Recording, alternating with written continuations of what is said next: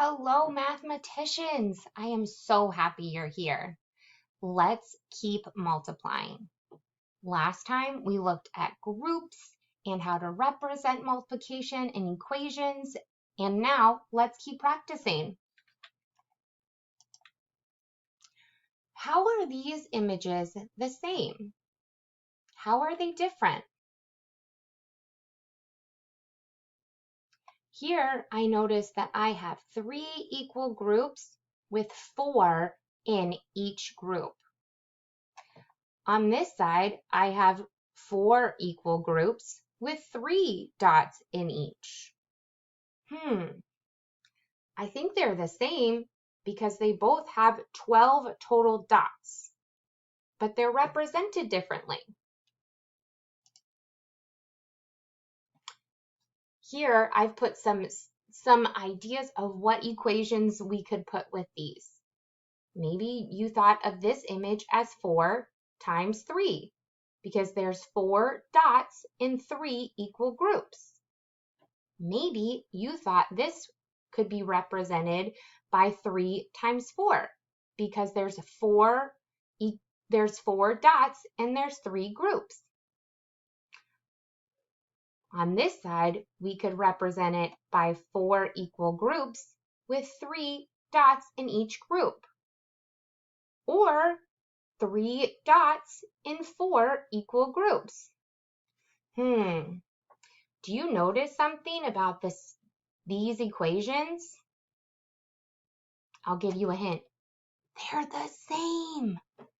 These two problems can be represented with the exact same equations. You could represent these problems 4 times 3 or 3 times 4 in different ways to work for your brain. Let's try a problem. 7 times 3. Before we get started, what do you know? What do you know about 7 times 3? What does that mean? What does this symbol mean when we're doing math? How could you represent this to work for your brain? So maybe you thought of 7 groups of 3. That would be a great way to think of this problem. Or maybe you thought of 3 groups with 7 in each one. That works too. Now let's look at how we could represent them. Here we have 3 groups of 7.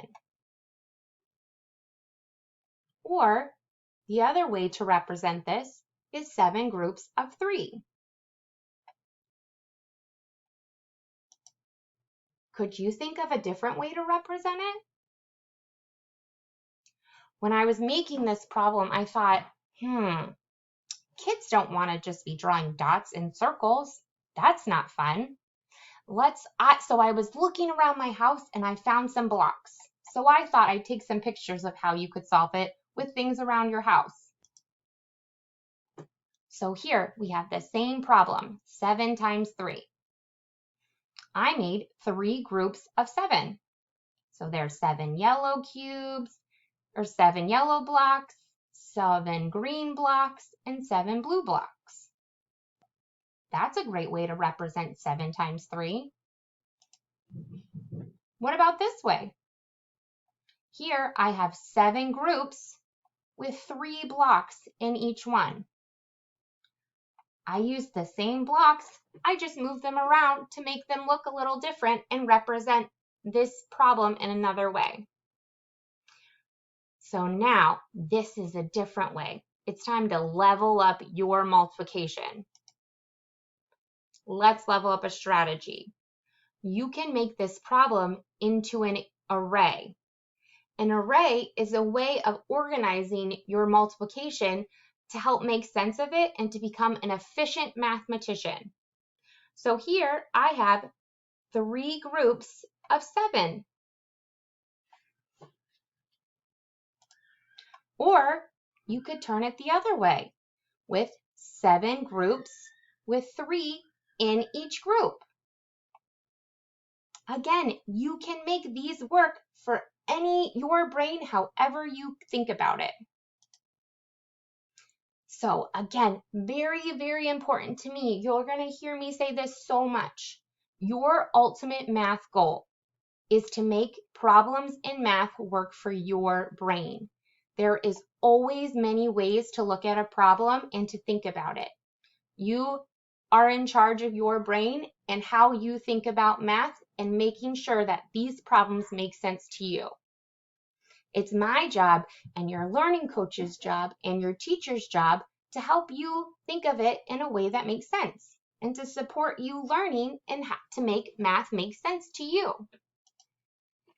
And another great reminder, everyone is a math person. If you're not a math person yet, you will be. I'll teach you how. So if you are feeling stuck, confused, or frustrated, think about these questions.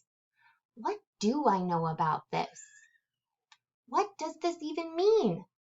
How can I represent this to make myself understand? You got this, guys. Everyone's a math person. So now it's your turn. Here, again, I love treats. There's a bunch of donuts. How many donuts do you see? Write an equation to match your thinking. I can't wait to hear about how you saw these yummy looking donuts. Thanks, guys.